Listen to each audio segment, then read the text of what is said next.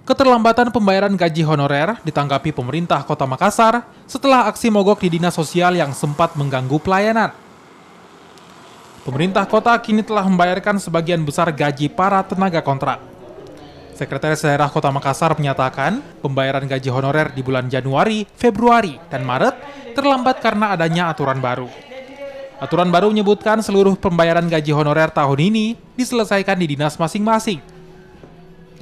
Aturan ini menyebabkan terjadi penyesuaian anggaran di dinas terkait yang menyebabkan tertundanya pembayaran gaji. Ya, jadi model penggajian untuk tahun 2021 ini memang berbeda dengan yang lalu.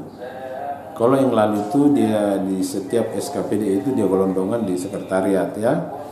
Nah tahun ini gaji mereka itu semua berada di kegiatan-kegiatan.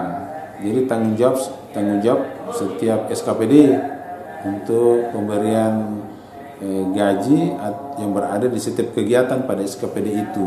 Jadi silahkan dikonfirmasi langsung ke SKPD-nya, yang mana yang belum, yang mana yang sudah.